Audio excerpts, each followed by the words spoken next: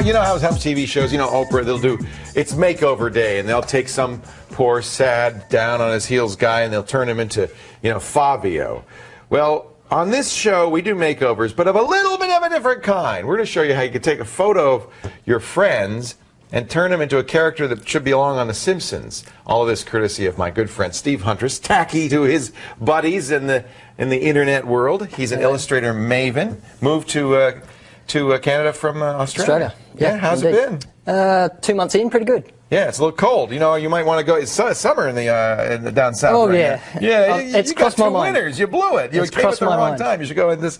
Anyway, you did this for me a few times. In fact, we have some great illustrations of Monica and Andy and I as Simpsons characters, and then Amber. You put Amber in. You've done My Family. I've always wondered how you do that. Okay. Do you just have a natural gift for this? Or? No, just I'm a big Simpsons fan, and just carefully studied the techniques that are involved in producing a Simpsons character. And this could probably work with any kind of stylized cartooning. There's a way that they look, right? Yeah. The secret is to incorporate the techniques that the Simpsons use and blend it with a bit of personalisation of the character. Show us how you work. Okay.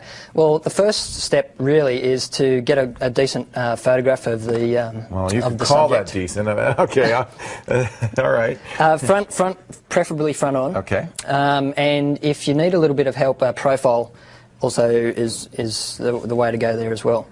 Okay, and then the first thing to do is to identify the main facial characteristics of the subject. This is what a caricature artist, that's me, huh? Yeah. That's what a caricature artist would do, is say, well, Leah's got heavy eyebrows, so we're going to focus on the eyebrows. Yes. Yeah. And the big nose. A big arch on the sides. Okay. And then, but you have to also stick to the Simpsons rules as well to get that flavour.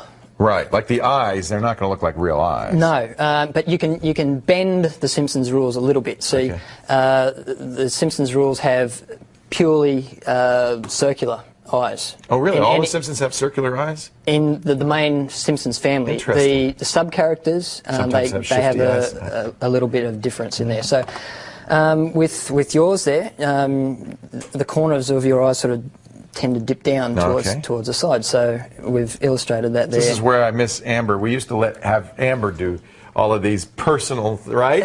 Now all of a sudden I'm the butt of the joke. All right. Okay, and of course, and we can see the little bulb at the nose. Yep. And the V in the bridge of the nose. There's a V. I didn't notice that, but you're right. There is a V, a little dip.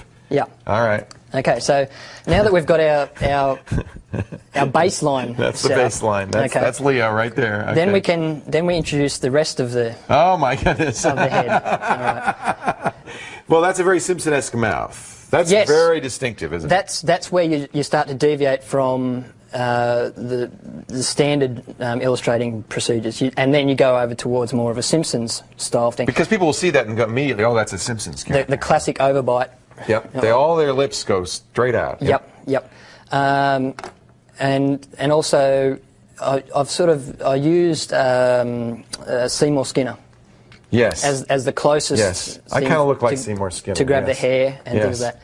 And you also, I don't know how well it will show up on television, but there's also some shading that's introduced there as well. I see that. Yeah. That's a classic Simpsons trait as well.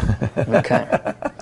So now you're a good artist, though. I mean, I don't know if just anybody could walk off the street and do this. Okay.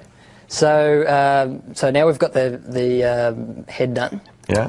And now we can move on to the body. I love it. Okay. Same style with the shading and the solid black lines, solid flat colours. Right. 3 fingers. They all have 3 fingers. 3 fingers is most important for identifying a Simpsons character.